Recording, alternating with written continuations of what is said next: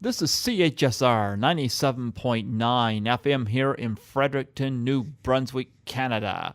This is Python's Paradise, your film and music show, and this is your host, Greg Gilbert, aka the Python Hyena. And folks, my friend in LA, Mike Gormley, fellow Canadian like myself, has sent me a lot of great, interesting guests over the past couple of years, and here we are, my third one from him this year.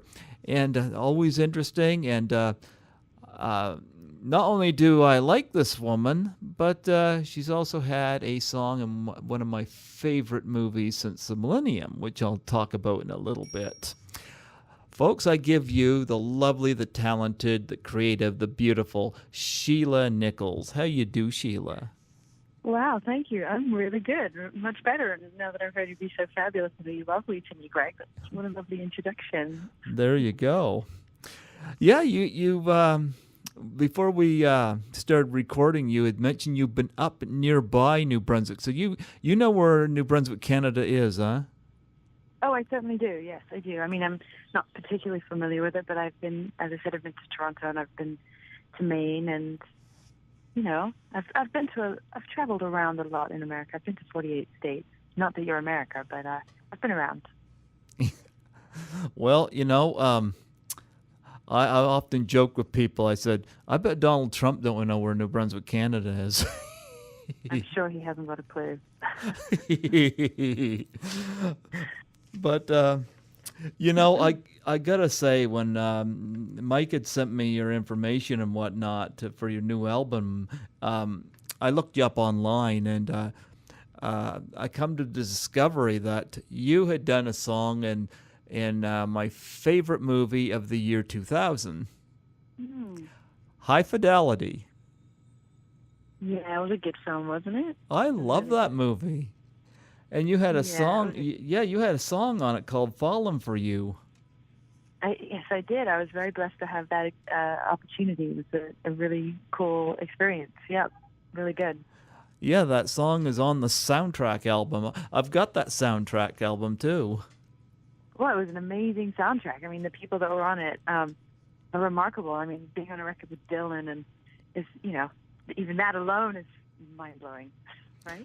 Oh, yeah. I love that opening scene with John Cusack. You know, you hear the sound of the record, and he's listening to that song by 13th Floor Elevator called You're Gonna Miss Me. And it was just a great way to start the movie out. And of course, you know, his girlfriend pulls the plug on it, and he pulls the earphones on, and they have their little back and forth. And he talks to the camera.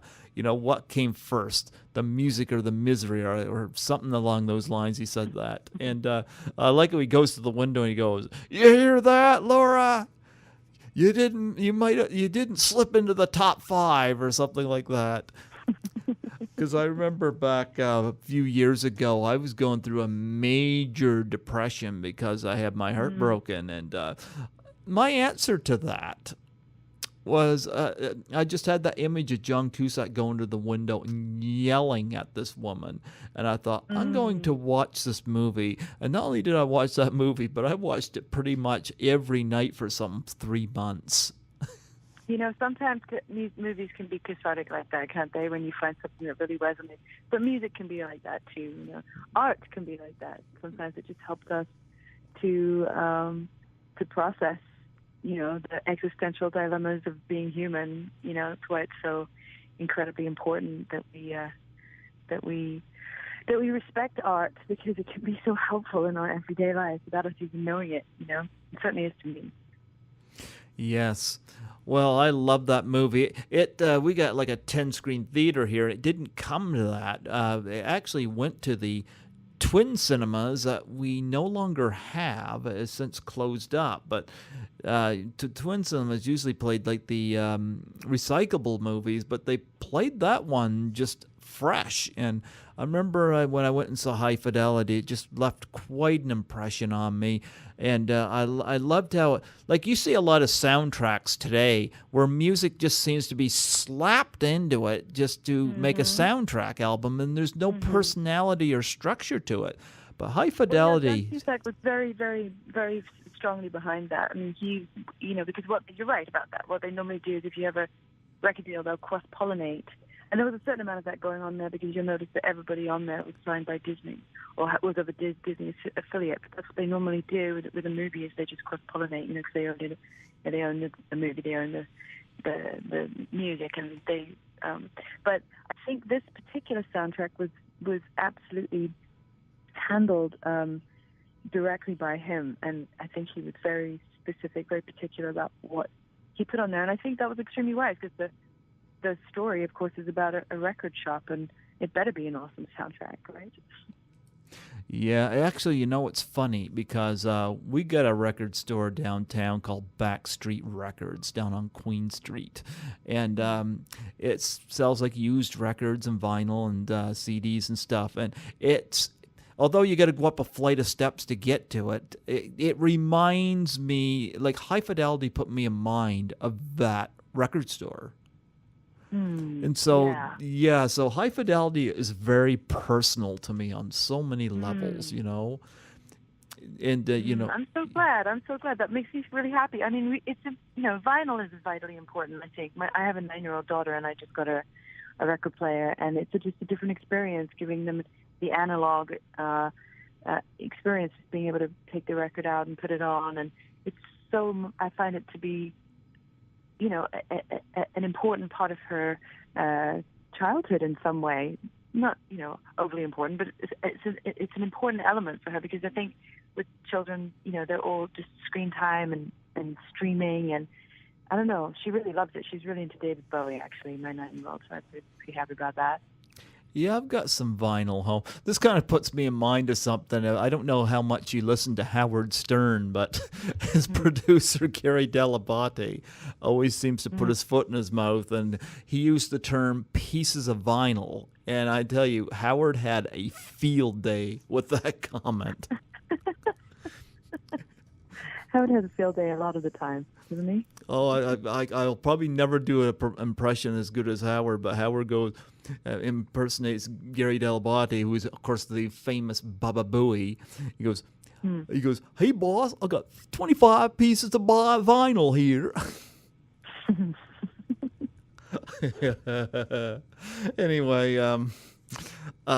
they were talking. Actually, that was brought up tonight because Howard said he was at his daughter's place, and he said it felt normal when his daughter was playing vinyl. He said it just didn't feel normal listening to Gary talk about it. So, anyway, you mentioned, of course, John Cusack. Did you get to work with him at all? I did. I mean, very briefly. We did. We hung out at a couple of meetings, and I went to the premiere and all that jazz. So I did, yes. I just very briefly got to hang out in that whole scene, which is, it was very sparky at the time. Had a good time. It was my, this living in Los Angeles is very interesting. You sometimes the movie stars are sort of a dime a dozen, and then there's other times when you're just in this sort of esoteric wasteland. It's truly a strange experience. Because I'm not even American. I'm British, so it's always like waking up in Oz. I feel like it's always suddenly in the morning. It's bright colors. I don't think I'm ever going to rid myself of that experience. Are you you're British like Monty Python? I am. My whole family lives there. I came over here when I was quite young. Yeah. So what was it? John Cusack that chose your song "Fallen for You" for the soundtrack? Was he the one that chose that, or was it Stephen Frears? I don't think it was Stephen Frears. I think that it's really difficult to say for sure. I mean, I could make that up, but I don't absolutely know for sure that. I mean, there was a large group of people you can imagine who were sort of in and around the project. But I mean, rumor has it that he had a great deal to do with the. I mean, I know for a fact that he had a great deal to do with the putting the soundtrack together. I know for a fact that it was very, very important to him, and so it would be certainly nice to think that was the case. Well, I played the soundtrack quite a bit on here, and I love what he did, and how he incorporated music into the movie with his top 5 breakups and top 5 this, top 5 that, and some great performances in the movie. Jack Black, just a scene stealer all through the Right. movie. Well, that was his breakout movie, wasn't it? That was the movie that made him quite really big. If I remember right. Yeah, that scene with the poor guy. He goes, "Do you even know your daughter? There's no way she could have listened to that song." Could you imagine him working at the record store? And of course, all the women that were in the film. Ibeen, I don't know how to pronounce her last name. The lovely blonde that was he's trying to reconnect with. Of course, Catherine Zeta-Jones and so many others that Lily Taylor is in it. Great casting in this movie, and but it was a very intelligent movie as well. So, yeah, like when I went through that depression, that would have been over 10 years ago. But I must have listened to watched that movie just over and over, because it's like, well, he's going through some kind of issue that I'm going through, so I'm gonna watch this movie, let him go through it with me, let him go through the torment every night. If I get depressed, I always go back to the Smiths, is what I end up playing, actually. I love the Smiths. Yeah, it's so nostalgic, it takes me straight back. Okay, let's talk a little bit about the Smiths for a minute. What's your favorite Smiths song? I'm going to say Sheila Take a Bow. Sheila Take a Bow. Sheila in it. There's not many songs with Sheila in it. Yeah. My favorite. William, it was really nothing, because my brother is William, so I have special memories with that too. So those would be 2.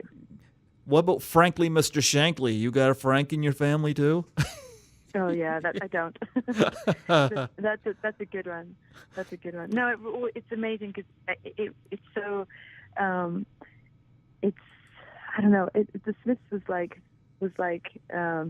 the Nirvana of their age. It was an anchor of someone speaking truth when I was a child. Definitely, it was very important.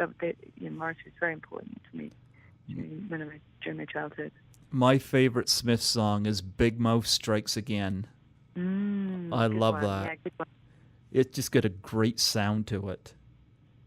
Yeah, that's a really good one too. Yeah, and other ones like There Is a Light That Never Goes Out. Oh, I love that. You said oot. Huh? You said oot. You have an accent, sir. Really? I didn't notice. I am Canadian, so you might hear me say a lot. It was lovely. Yeah, and of course there's others like London and Handsome Devil. That was another couple of good Smith songs, and I like the version of What Difference Does It Make when it was on Hatful of Hollows.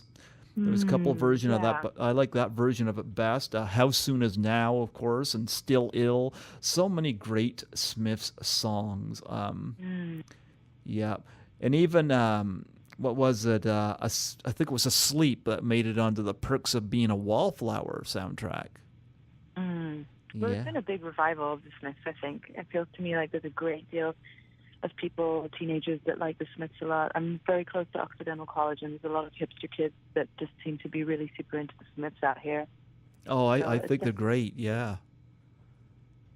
Yeah, I think they're great. Yeah, but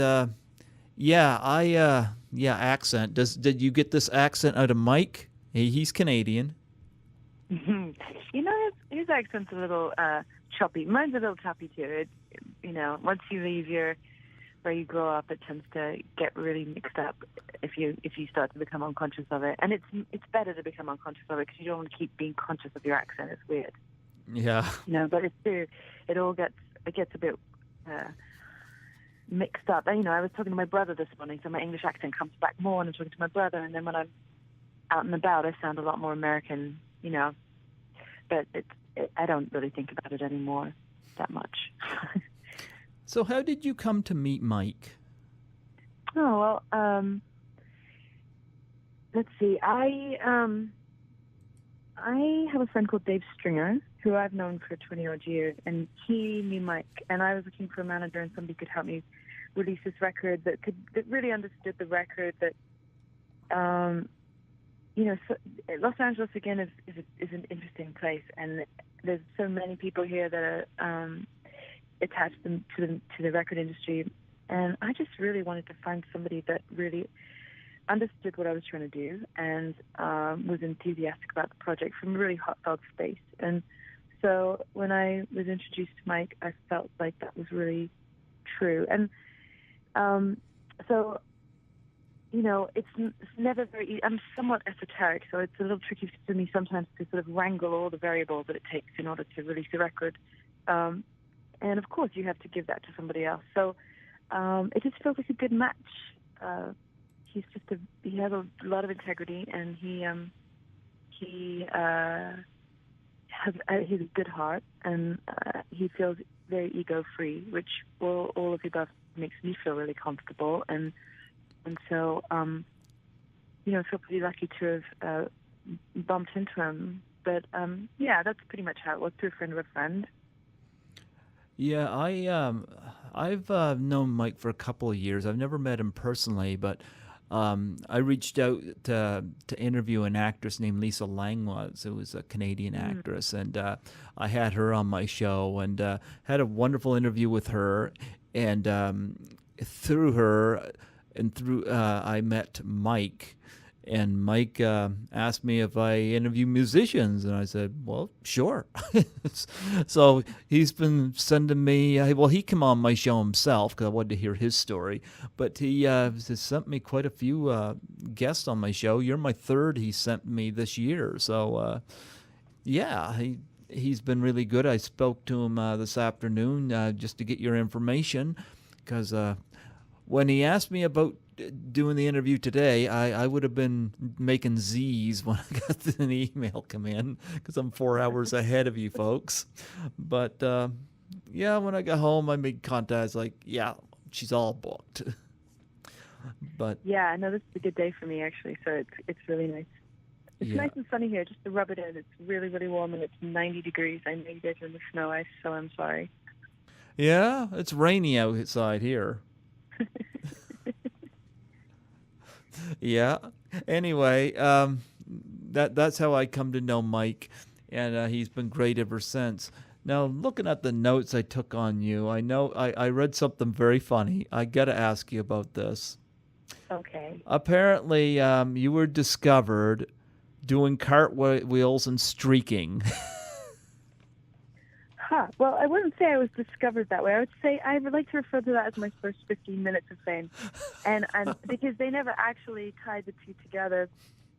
When I had my whole thing with music that happened, that was a good 10 years later, and I was always waiting for them to put it together, but then they never did. So I decided to go ahead and put it in my bio, because in retrospect, it's become kind of a beacon of fabulousness in my life, in a way. I'll briefly get into it, but so you're part of the Commonwealth, so you know what I'm talking about when it comes to cricket. But Yep. So something like this. I grew up in a pretty provincial environment, and didn't really fit in, as you can imagine. One of those typical kind of fish out of water environments, really, and it got sort of tricky, because my parents were quite conservative in certain ways, and they sort of toddled me off to boarding school, which was a horrific idea, because I already had seen everything, and there was no point in trying to. I was already pretty feral, I suppose. Yeah. And there was quite a lot of tension at home, and it sort of manifested in the strangest way. I mean, you've already talked about depression, and you've talked about. So I'll just be straight up and honest. It was very difficult, and I was 19, and I was doing very badly at school, and just not enjoying it, not able to do it for whatever reason. I think that my mind was just in a totally different place. I was experiencing life from a completely different perspective that wasn't very conformist, I suppose. But there was no vocabulary around it. There was no, wasn't acceptable to behave that way, because I was sort of supposed to become a commuter and get on the train to London every day, and work in an office and get married, and that's sort of what was being expected. And I just knew I could never ever do that, and I knew how much it would disappoint my family, and there was a lot of tension inside of me. And so I want to say, luckily, it manifested in a really obscure, strange way. And I got in the car one day and was just like, I'm leaving. I'm out of here. I can't deal with it anymore. I just took off and went to stay with a friend in London. And because he was retaking his A-levels as well. We were retaking our A-levels because you have to get A-levels to go to university. So long story, but we started talking about streakers, and we were staying in Kilburn, which is 2 miles approximately away from Lords, which is, of course, the oldest cricket club in England. I said, that's what I'm going to do today. And he said, no. I said, yeah, that's what I'm going to do today.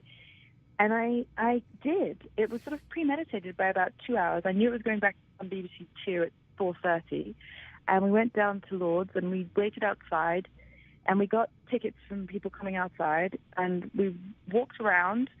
I remember saying hello to a couple of friends of my father's who were quite surprised to see me there. And we walked all the way around the back, and we sat down 8 rows from the back. And at 4:30, I realized that it was back on telly, and I thought, okay. And I just, for whatever reason, it's very hard for me to remember exactly what the hell I was thinking.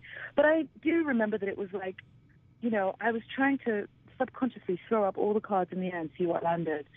And so I ran down, jumped in, and this is, 1989, so this is pre-9/11, way before. So it's like a cardboard, like thigh-high barrier, stopping any crowds going over. And of course, cricket is a really upper-class sport, so in England, And so I jumped over the first boundary, and I stripped completely naked, and jumped over the next one, and just ran, and just, it was the most exhilarating experience of my life, and quite honestly. And I did a cartwheel, and I think it was just a big, sort of screw you guys kind of action. In fact, I think it was almost like my first feminist action, even though it took me a long time to come to that conclusion, because when a woman takes their clothes off, people look at that and they immediately see it as a sexual act. And I realized, of course, it wasn't anything to do with sex. It was to do with, I've got to get out of here. I'm done with this whole reality. I need to just blow it up. And that's exactly what it did. It blew the entire thing up. My father was completely livid. People were like, oh, my God. It was on the front pages of all the newspapers the next day in Australia, India, New Zealand, England, South Africa, all the Commonwealth countries. And I have a big scrapbook of all of them. Anthony Burgess wrote an entire page in the Daily Mail the next day talking about my motivations, although he never actually asked me. But it was the catalyst that eventually got me to just, it actually got me here, sort of in a roundabout way. So it was a pretty strange thing, but it's a beacon for me. It reminds me of my own personal power, actually, just because it really was a very exhilarating experience. And I mean, and it really sort of brought joy, I think, to people that day in some way, because it was an abstract sort of moment of performance art, really, if you like. So I guess, in America, one really indulges in the First Amendment, and that also stretches to being able to define your own experiences for yourself. And I think that that's what I've been doing with that, so that I can create my own personal mythology as a positive thing. But it was pretty wacky, and as I said, it took me a while to really come to terms with what I chose to do that day. But I feel, in the long run, I feel pretty proud of myself, because I did escape something that I was very close to not escaping, and that at the time I believe was quite a soul-crushing option for me personally. So yeah, there you go. Long story. If you had a soundtrack to your life, Ray, about that time, I would have played "The Streak" by Ray Stevens right at that moment. That would have been your song. Do you ever hear that song? I feel like I've heard of it, but I don't think I can hum it. Oh, you've got to hear "The Streak" by Ray Stevens. Okay, why don't you hum it for me? I can't hum it. Just look it up on the internet. Go on. You do is you go on YouTube and you type in "The Streak," and it'll be you find Ray Stevens' video. All right, I'm going to write that down right now. Yeah. It's called The Streak, and it's Ray Stevens, Ray Stevens. Gonna do it. That'll be your homework. All right, you got it. There you go. Consider it done. Yep. Anyway, and then of course, if there's ever a remake of Old School, like a female version of it, like kind of like Ghostbusters, if they have a gender switch, you can do the Will Ferrell part. Awesome. That means you get the streak. I've decided I'd do it once, and that's it.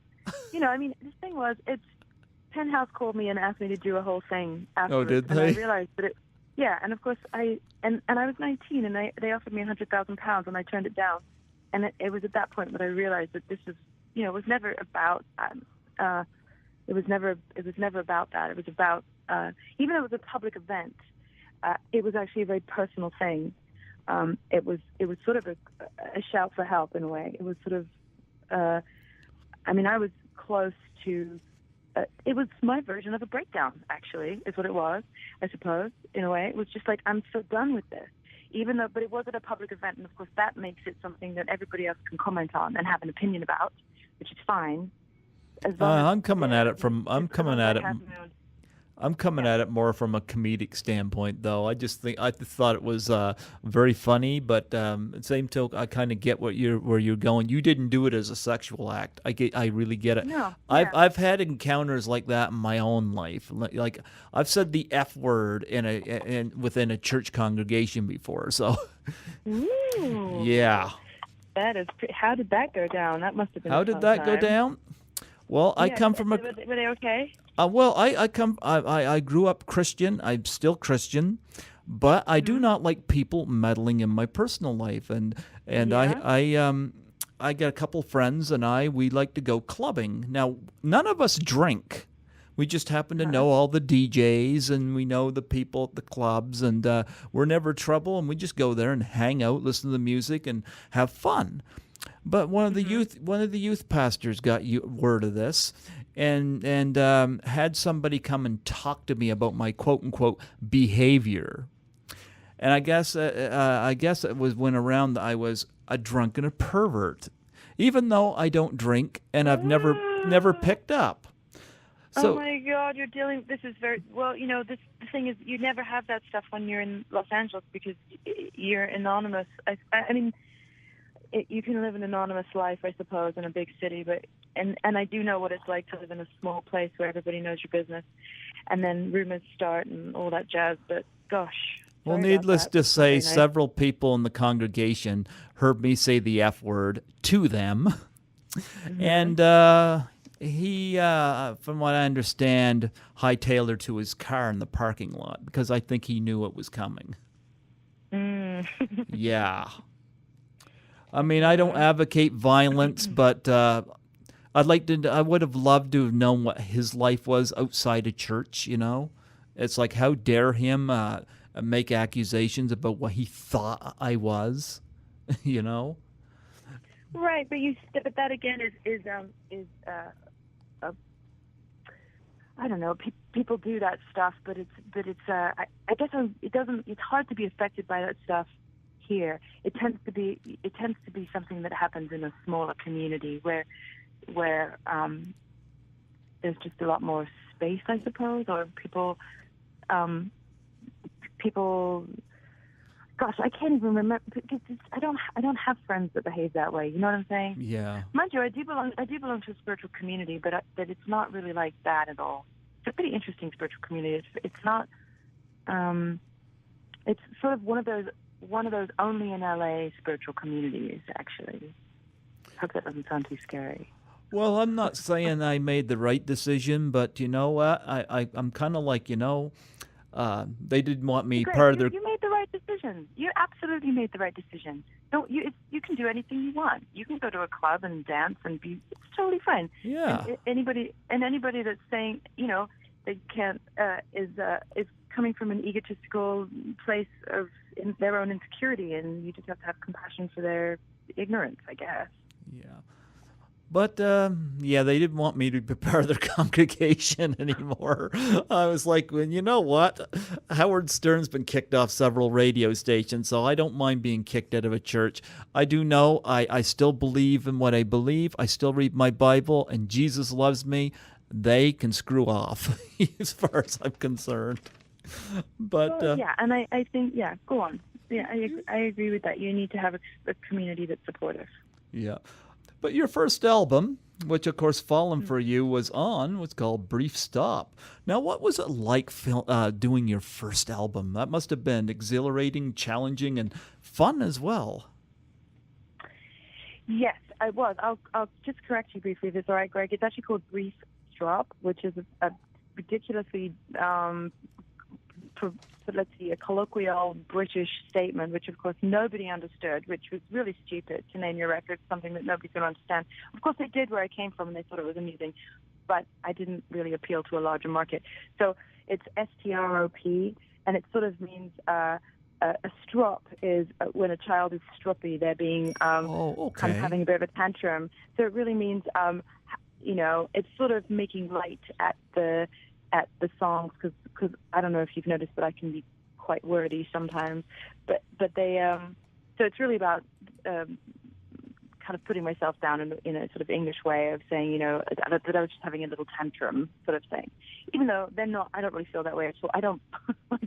I would never call the record that these days because my attitude is very different. But how was it like to make my first record? It was amazing. I was actually living in New York, and I had a band in New York, and I made some dreadful recordings on a, just tape, old tape machine, cassette tapes, and we were playing around.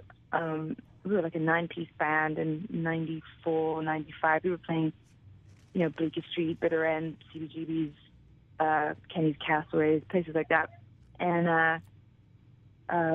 then a tape got to a producer in Los Angeles, and he said, "Come on, let's go make a record." So I left New York and went back to LA, because I actually had gone to LA when I was first, and I had been there from 90 to 93, and then I left there, and I was living in my car for a good year and a half or so, and it broke down in New York. So I'd been living in New York, formed a band, and then I went back to LA to make my first record in 96, 97. We started recording it.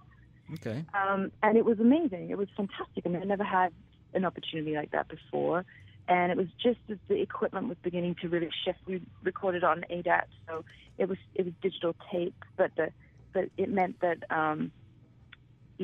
that the recording process had become faster, and you could do it in your personal studios at home, which is where it happened. It was very exciting. Although I was quite controlling over the record, I remember. Because, you see, I didn't do it with Hollywood Records. I made it independently. And, of course, I was quite concerned that it would get produced in a way that wasn't going to be something. So it was very clear that I wanted to stay piano vocal and keep it all live instrumentation. And it was really fun. And it did really well. It did great at... It eventually got picked up by Hollywood Records, and it got to top 10 at college radio, and then Fallen for You was on there too. So it was really exciting to have an element of success from that. It was really lovely. Yeah, and you after that you got to do some gigs with K.D. Lang. What was that like? Yeah. Well, it was amazing because I got to go back to my parents and say, "Look, I'm an artist. Yep. I'm not a streaker." And so, it was pretty amazing. I mean, the first time I'd ever played for really large crowds, or about, which were, 16, 17,000 people is a lot of people. So that was pretty exciting, I have to say. Learned a great deal on that, seeing the way that enormous tours work. And got to visit some areas of England, actually, that I hadn't visited before, because I've done so much more traveling over here than I have in my own country. Yeah, and your second album, Wake, you got to work with Glenn Ballard and, of course, Jez Collin as well. What was it like going from that first album to your second album? Was the transition easier? Well, at that time I had a deal with Hollywood Records, and they, of course, are on a whole other tip, and they want to develop you, but they also want to make sure that you're going to make some money, I suppose. So they work very well. They work a lot with the euphemism radio friendly, which was a new pressure because I'd never written from that place. For me, writing songs had always been. I mean, I started writing songs when I was quite young, when I was about 14, and then really developed when I went to boarding school, and it became this mechanism within myself to just work things through. Essentially, like it became like becoming my own shrink in a way, or a way of exercising feelings or experiences, and that had been a very pure motivation to write songs. You know, when you're in LA, there's just a lot of people that are writing music specifically to make money. They're writing formulaically. They're listening to everything that's already been a hit, and they're writing stuff that's similar to it. Listening to the tempo, you know, they're listening to the way it's produced, and they're trying to write something that is going. So for me, that's never been the case. It's never ever been my motivation. And so at that point, I was in that whole environment, and it was like, okay, time for another record. And I was on it. Like, I was like, okay, we're going to do this, and I'm going to write. But it was a very, very different experience, and I sort of allowed that experience to take over because, you know, that's what you do when you've made a choice to be in that situation. And it was, you know, yielding in a number of different ways. The experience of Glenn Ballard was just fantastic. It was so much fun. He's a fantastic chap, and he's an enormous amount of fun, and it's very, very joyful being in his environment, and it's very, very creative in ways that I was not really expecting, actually. So my mind was blown in a number of different areas in certain ways, because it was a time in my life where I really had to just let go of the way that it had been, and it was time to move into a different direction. So everything came, it was no longer really sort of piano vocally stuff. It was a lot more deconstructed into simpler versions of things. But the production value and the sound that he would get from the vocal mic, and oh my goodness, I learned so much. And I think also I learned a great deal of engineering skills as well. Just being in that environment, because of course, for me, it's always, I mean, Anita Frank has always been an amazing person. I think just the fact that she does it all herself. And I do feel like it's important for me to be able to write and produce. And when you produce, you need to know what the engineer is capable of doing with the software. You know, I think if you're just singing, then you don't have that much creative control. If you're singing and writing songs, you have a lot more creative control. If you're singing and writing songs and you're producing, you have a creative control over the entire arc of the material. And there's something that's very important to me about being female doing that, only because there's so few women still that are doing all of those things. And I'm not saying I do it on every single song, but I like to be able to have that freedom. And I think that I learned a lot being around Glenn. Well, and Jazz, actually, as well. Jazz is amazing. If you know his work at all, but Jazz is a fantastic producer. And then I also got to work with another chap in London as well, called Jacko Jaksic, who I think he's been around for a while. He played in King Crimson. I think he was in King Crimson back then. But so it was an incredible time. You know, it was a very fast-paced few years right there, and changed my life completely. But I feel a lot more grounded, I think, now. I think that's not really necessarily my lifestyle. I'm a bit of a hippie, and I think I've been able to return to the way that I write songs, which was tricky for me, actually, after that record deal. It took me a second to really recover in certain ways, because once you're inside of that mechanism, you know, you write a verse or a chorus, and there's 12 A&R guys, like, down your neck wanting to hear what it is and wanting to pick it apart. And that can be a little nerve-wracking. So I feel learned from my experience, and very happy to be an independent artist. There you go. And of course, you had a breakthrough song out of that called Faith, which is Yeah. not the George Michael version, for those who need to know. No, it's another version, another song. Yes. I've actually got a few songs about faith. There's Faith 1, Faith 2, and Faith 3, but only Faith 1 has been put on a record. Faith is a big subject for me, always has been. Okay, and then your third album, Songs from the Bardo. Mm-hmm. Well, talk about that. Okay.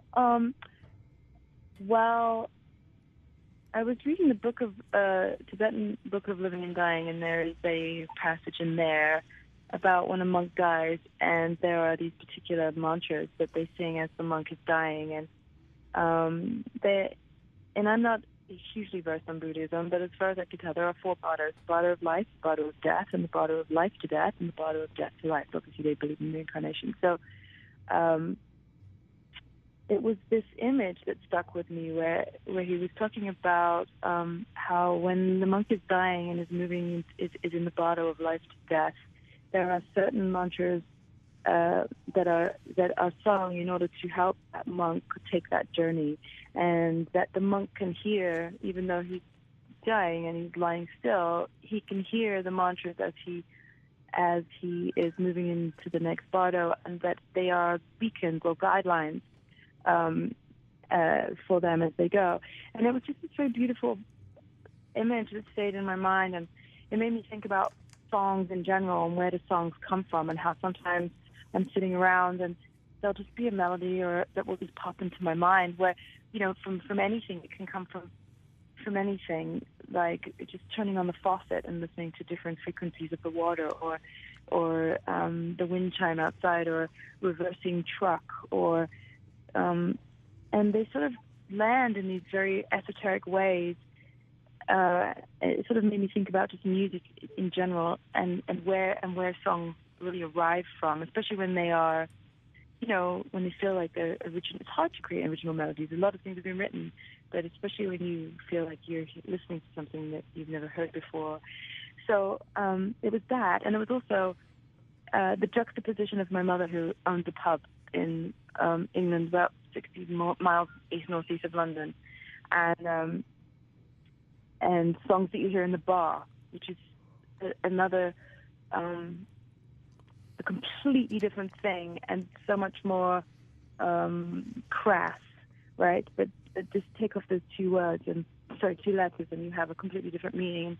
I just like that juxtaposition of images, and it just felt like it was a title that was apropos to my whole experience at the time. So yes, a few words about that record. Well, Mike had, of course, mentioned to me you got a new album out, and I went on your website and I checked this out. All of Nature. Very nice title for that. And of course, you got, yeah. Now, is this would you say this is your best album? You know what? I really kind of would. I am so excited about this record right now. It feels like a culmination of so much that's finally crystallized, lyrically and musically. I was very, very lucky.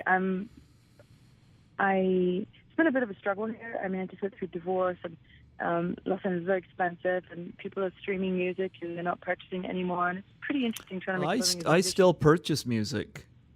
Thank God, most people don't, but and Yep. a lot of people don't even have CD players anymore. So I don't. just tell them, Mike. I don't have a CD player. But I do play CDs. I got here at the station. Whenever I got a section in my show where I can play music, I'll pop in a CD because I got CDs. But yeah, so it's pretty retro though now for people to have a CD player. It seems like Apple's not even encouraging people to purchase music anymore. They just want people to stream it. But you have to remember that we get 0.02 cents a play at Spotify, which essentially works out as 1 million plays to make $5,000. It's a very interesting time for musicians right now. But so I was very, very lucky. I had all these songs, and I wanted to put them down on a record, and I just didn't have the funds. And an amazing person who was sort of a fan just came forward and funded it for me, just with no obligation. And I'm so grateful to him for that, because it's very, art has always had patrons, but I received my own personal patron, essentially, that really, really fully came through. And he gave me enough money to make a record, and I in this neighborhood that I live in, it's just a lot of musicians around, a lot of artists, and I've been living here for about 12 years. So I just looked around and found the best people I could find, and I put together half of Michelle and Cello's band, Devin Bruni and Chris Bruce, and then I found Carly Rastigar, who's a stand-up bass player, goes out with John Legend. He lives in the neighborhood, and I teach at a school where his kid goes to, so I knew him that way. And then, I have a great friend, Mitch Foreman, who is a brilliant jazz piano player, has been out with many amazing jazz greats. And then he brought in a couple of amazing horn players that just have been around forever and are amazing. And then, I've also been lucky enough to know people like Danny Frankel and Gary Novak, who work with, Fiona Apple and Victoria Williams and Alanis Morissette. And so I basically sort of put everybody in a room and gave them the charts and gave them recordings, and they were all good enough to just play it, and I got 13 songs recorded in 2 days, which was, made them work pretty hard. And then I just spent a few, did some overdubs, made some harmonies, put some harmonies in, and little bits here and there. And that's how I made the record. But there's no samples on the record at all. It's all live instrumentation. I was very insistent on being able to hear that connective point when the fingers hit the strings. That part of it is so important. We take out so many, quote, useless frequencies when we reduce the files down to MP3s, and I'm still just a real fan of real music and real albums, and that, that to me is, maybe I'm just old-fashioned, but that means a lot to me. So I just really wanted to make something that I would be proud of, that I really like, and if I like it, I assume that maybe somebody else will like it, and that's good enough for me. Yeah, I just wondered, who are some of your inspirations? Because here in Canada, you put me in mind of a couple of people. One is Sarah Harmer, and the other is Chantal Kraviazik. Okay. Yeah. Interesting. Yeah. I was wondering who your inspirations are. Well, that's an interesting question. I think my inspirations, quite honestly, are very broad, in that I'm not necessarily pulling from just music. But music, I would say, back in the day, I really enjoyed, as I said, the Smiths, Elvis Costello. I love really good songwriting. Mm-hmm. I love songs that have an arc. I love songs that have an original melody and have a clever element of musicality about them, but I also really, really enjoy the lyric. And I appreciate very much when people use songwriting as a forum. I think way long ago, the bards would travel, and they would travel with the stories and the muse and the things that the people wanted to think and talk about. And I think what we have now is a very sort of Britney Spears derization of music, and it's over just a vast amount of ooh baby baby. And yep. I mean, I love Adele, I love her voice, but I don't really want to hear too many more songs about girls missing boys, even though I think it's completely okay to write love songs, and believe me, I've got plenty of love songs out there. Mm-hmm. But I also think it's important for us to use the privilege that we have as songwriters to use it as a forum to say something useful, or start a conversation, or ask people to think, or make yourself think. And in that respect, I suppose I tried to do something different with this record, which is deconstruct the concept of a song in and of itself. So when you have a record deal, they want everything 3.5 to 4 minutes. They'll talk about specific key signatures, specific tempos, and I just wanted to really take a different angle at looking at a song, because none of these restrictions need to exist on a song. I think that what I've tried to do is to have an element that's literary about each song, so there's almost like a mini commentary or blog to music, as well as a song. So there's some interesting subject matters that are going on in the record, and I think the main one is honestly, when I got to America, it was really surprising to me that everybody went to church, because where I grew up, nobody went to church. In fact, I grew up in a place where people sort of believed that church was for old people, that it was over, and that it was purely about empirical evidence and scientific method, almost to the extent now, in retrospect, that almost as dogmatically as religion is in its own direction, in its own dogma, right? So when I got here, it was very surprising to me that we went to church, and it was also difficult to watch Bush. What felt like to me felt like he was using religion to sort of stoke polarization. Oh yeah, really agreed. difficult. Yep. Yeah. Right. Yep. So, and that sort of pushed me even further over the edge. It kind of pushed me even further. It's like, it pushed me even further into where I'd come from, which is like, this is ridiculous. Religion is actually ridiculous. But then, of course, as I said, I am a somewhat esoteric creature, and there are many things that I cannot fully describe with pure logic. There are experiences that I've had that I can't say are linear or logical, and that there is a great deal of vocabulary that doesn't exist to really talk about those things. And it seems that religion has the monopoly over defining anything that is undefinable, I suppose, or anything that is esoteric. We've sort of given it over to religion to have the monopoly over defining. And so this is where it starts to become a little bit more radical, I suppose, which is that as I said, I just went through a divorce, and it was very difficult, and I have no family members in this country except for my daughter, and I got to a point where I really needed support. And my friend said, you need to go to Agape. I was like, no, I don't do church. And she was like, well, then, I can't help you, because she was sick of listening to my story. And so I finally went there, and it took me a long time to really get past a lot of my judgment areas. But what I basically started to realize was that I started to look for new vocabulary. Okay, so I started to go, well, look, there is definitely an isness as opposed to an is-notness.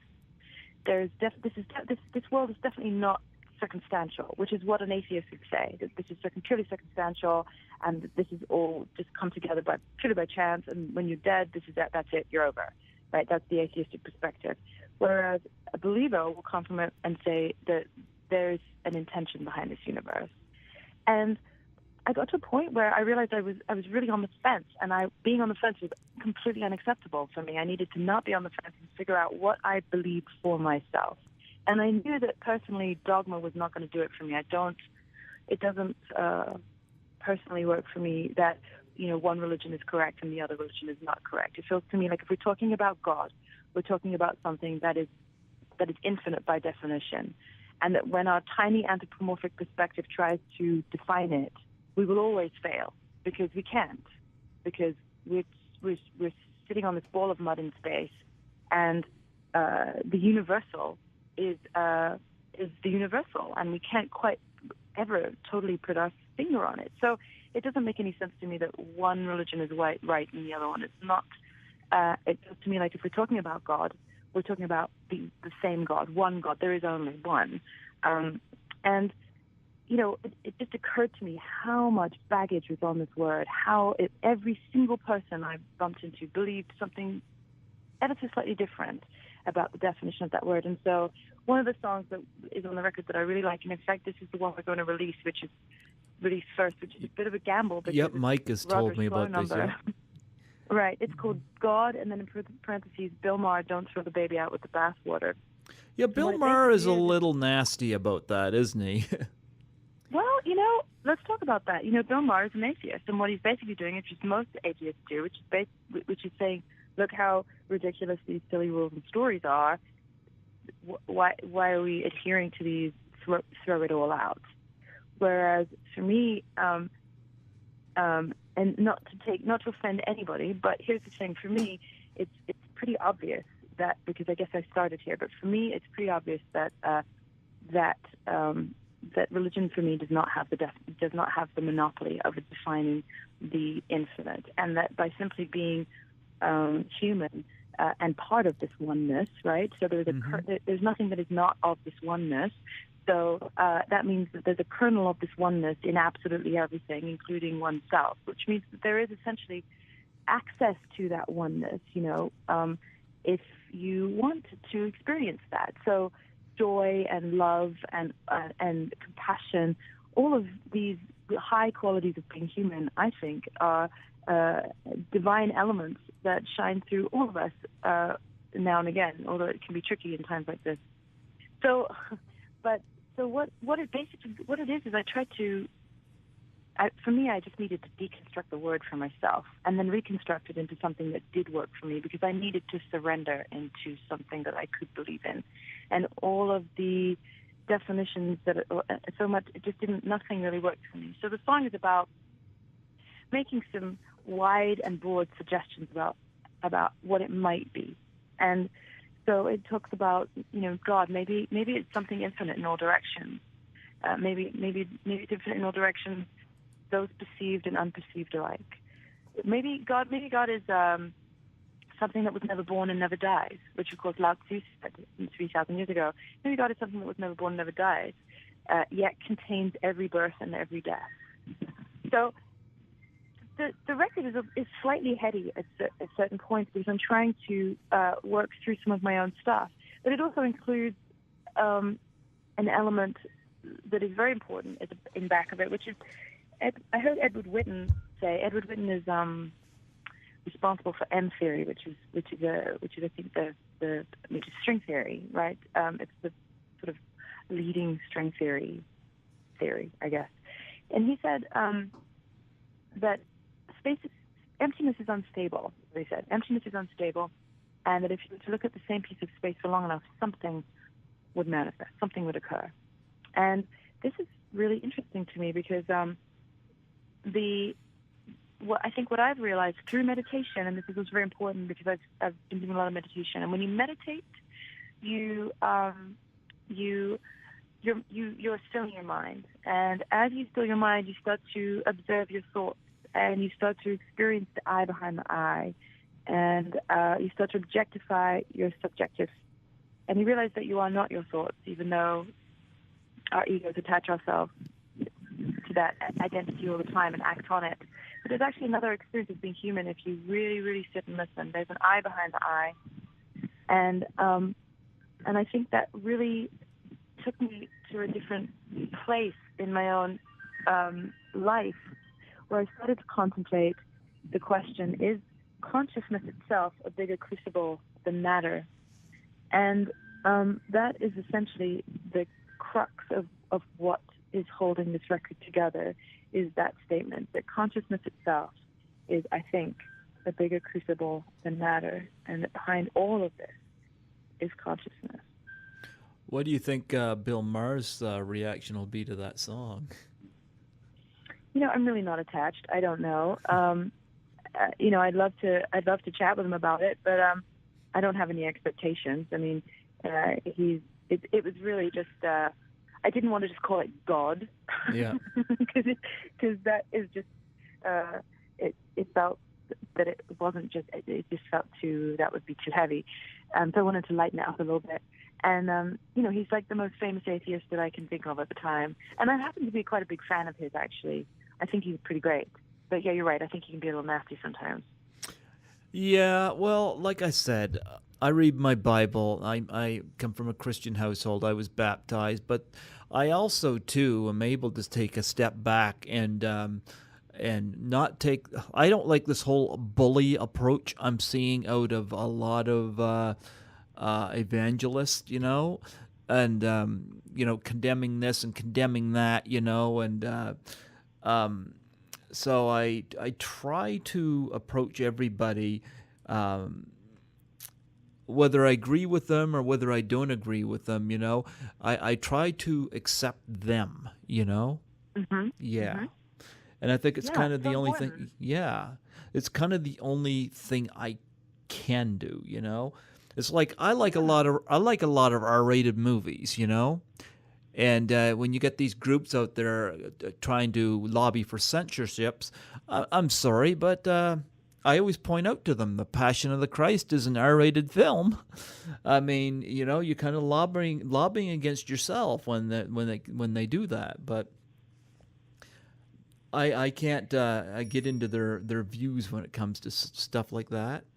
And this Well, whole it's divisive. It's divisive and it's exclusionary, and I don't think that that's the right sort of history. I think it's all about being inclusive now, and it's about having enough self-inquiry to understand why you're afraid of other. Because when you exclude somebody else, or if you have a judgment of somebody else, or you think something, it's just it's to me the first thing I see is somebody else being insecure. They don't feel secure enough about themselves to be able to be accepting of that person.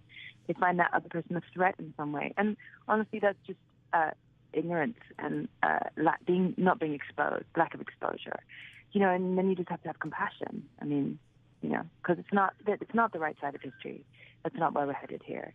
Humanity, I don't believe. I mean, even with Donald Trump, and I think Donald Trump right now is almost like we're watching the death throes of an ideology that's coming to pass, and they're violent death throes. But I think that's what's going on. And if we are going to survive as a species, we really have to focus on compassion and empathy and joy and love, and stop focusing on greed and hatred and consuming and individualism. And people often talk about how they can't believe that he's the. And actually, having lived here for a long time, I've lived here. It is actually kind of predictable, because when you focus and you promote those qualities, that's what's going to rise to the top, and that's what we have.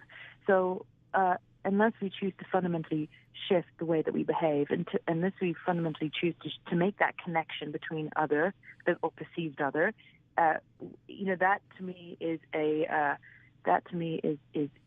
direct link of how we're going to actually make it beyond this critical point in human history. We have to move to a point where even capitalism takes into account how we exchange goods and services. If capitalism is going to stay focused on making short-term profit immediately, no matter what, however many indigenous people you want to murder or how much forest you want to cut down, then your grandchildren are not going to be able to breathe. And so we need to be thinking about that right now. Native Americans will always make decisions with 7 generations considered in the future. They have language around the rocks and the plants and the mountains that within their relations with them. They're not inanimate objects. And we've lost that seeing, or lost that knowing, and we have to reconnect with ourselves, with our environment, with our earth, and understand that it is all connected and it is all one, and that in and of itself is a political action at this point in history, I think, because when you do realize you're back in the oneness, when you are in that place, you can have gratitude, and when you have gratitude in your heart, you can lift yourself above any hatred, any sense of separation, any sense of sadness, even depression, even you can. When I get depressed at this point in my life, and it happens because I had a great deal of it when I was a child, so it's kind of imprinted in me, I absolutely force myself to sit in a place still until I have manifested gratitude, and it lifts me. It's a vibrational thing, and I'm not suggesting that it works for everybody at all, but it's just something that I do for myself. at this point. And I, as I said, I think that in and of itself at this point is a political action, and it's something we should be learning and practicing and doing for ourselves and for each other. Yeah, and you got, of course, the Hotel Cafe gig coming up in a couple of months here. No, actually, it should be but less than a month. Here we are, May 1st. Yeah, Here, here we May are. 2nd. About June 2nd. Yeah. So, okay, talk about that. You excited? I am. Yeah, I haven't done a Hotel Cafe gig for a little while, so I'm pretty excited about it. And I'm already overly prepared. Yeah, I'm very excited because my head's in a really good place, and that's the thing. There's been times in the past where I've just had a much trickier time with exposing myself on stage and putting my stuff out there, and this is not one of those times. I'm really feeling like these are songs that I'm really excited to share with people, and I feel like I've put a lot of work in, and it's now time to throw the cards down. So yeah, really excited. Well, you know what? I'm very happy to help promote this event as well, and I really appreciate Mike approaching me to send you my way. He did not know that you had a song on High Fidelity. I mentioned that to him in an email. What do you think of Lisa Bonet doing her little song in the film? I love Lisa Bonet. She's amazing. She's great. I've peripherally known her for a long time. I used to actually teach Zoe music a long, long time ago when she was 4 years old. Oh, yeah? Uh-huh. It was a long time ago. Yeah. So, no, that was great.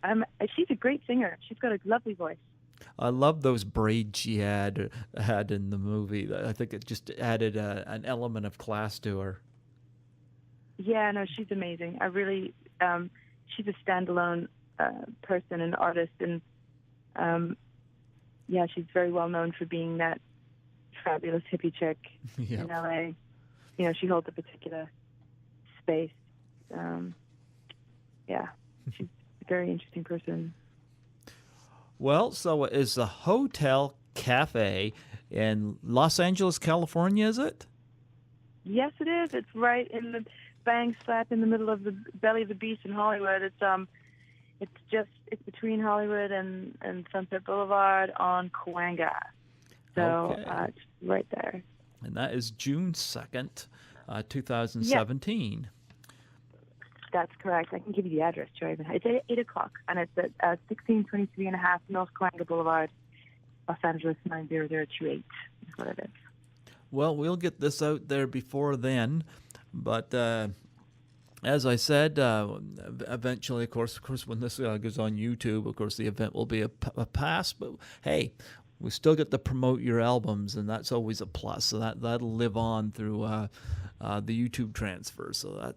Hey, thank you, Greg. I really appreciate your time. Thanks for having me. I was honored. I was honored. Mike always brings me interesting people, and I was really happy to talk to you tonight. And I was going to say, before you go, I was wondering if you would do a plug for my show. Okay. Yeah. Just state your name. And, of course, my name is Greg Gilbert. My show is called Python's Paradise. Python like the snake, because my DJ name is Python. And I'm from New Brunswick, Canada, of course. Mm-hmm. Okay, so you want me to say something like, "Hi, this is Sheila Nicholls, and you're listening to Greg Gilbert and Python's Paradise from New Brunswick, Canada." Yeah. Like that.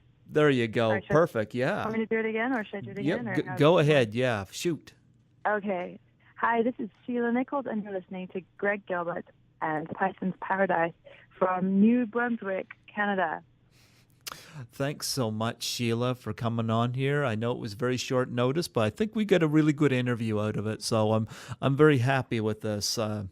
I've done interviews on short notice before, but I'm very happy with how this turned out. No, thank you so much. Really appreciate your time, Greg. Really. Have an awesome rest of the day. Absolutely. And just stay in contact. Let me know. You have my number if you want to text me when you have it up or something like that. Actually, should I give you my email so you have that too? Just let me close off this show, and then I'll let you give me my email, because I don't want you to give that out on the recording.